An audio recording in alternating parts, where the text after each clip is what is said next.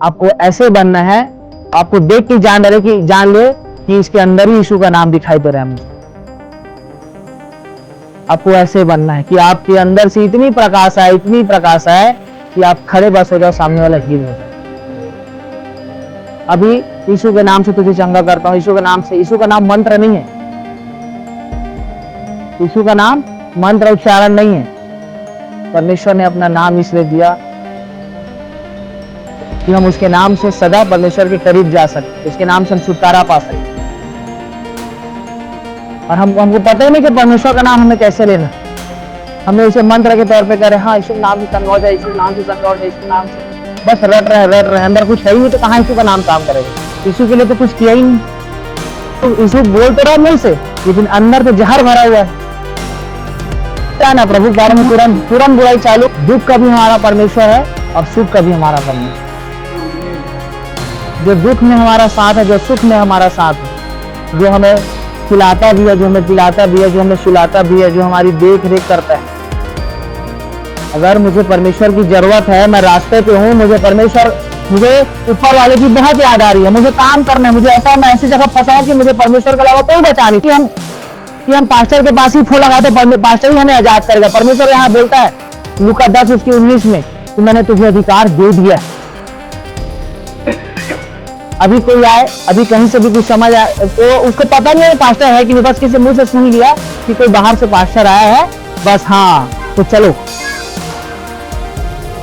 चलो पूरी भीड़ चली जाएगी, भले वो कलीसिया जाता ही नहीं, लेकिन उसको नहीं पता कि वो पास्टर है कि नहीं। मैं इसीलिए बोलता हूँ, पहली बात परमेश्वर को जानो कि परमेश्वर कहाँ वास करता है। आप पास्टर करते रहो, पास्टर क्या करेगा? पास्टर बस प्रार्थना करेगा। मैं खुद पास्टर हूं, मैं किसी पास्टर के बारे में बुराई नहीं करता। परमेश्वर के दास और दासी कभी छोटे और बड़े नहीं होते। परमेश्वर पक्षपात करने वाला नहीं, परमेश्वर सबको बराबर हकदार दिया। परमेश्वर वचन में ये नाम नहीं लिखा कि मैंने फलाना को ये अधिकार दिया, फलाना को ये अधिकार दिया। परमेश्वर ने सबको बराबर अधिकार दिए।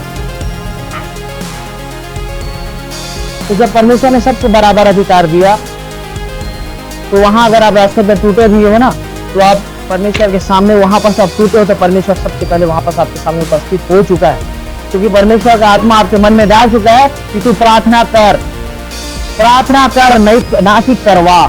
पहले आप खुद प्रार्थना करो और फिर उसके बाद बोलो कि मेरे लिए प्रार्थना करो, पास्टर जी मेरे लिए प्रार्थना करो, मेरी सिस्टर मेरे लिए प्रार्थना करो, मैं इस हालत में हूं।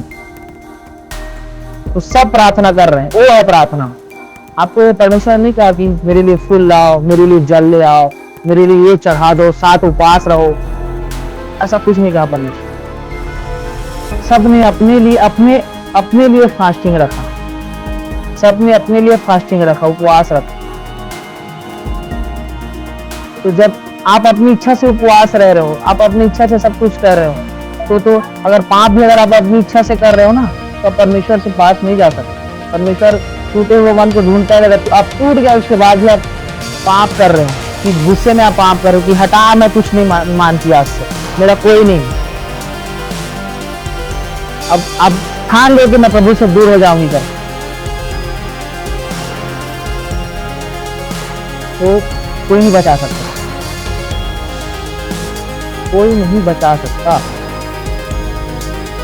लेकिन परमेश्वर उसके बावजूद भी आपसे प्रेम कर, वो रोता है कि मेरी बेटी समझ नहीं देती, मेरा बेटा समझ नहीं देता।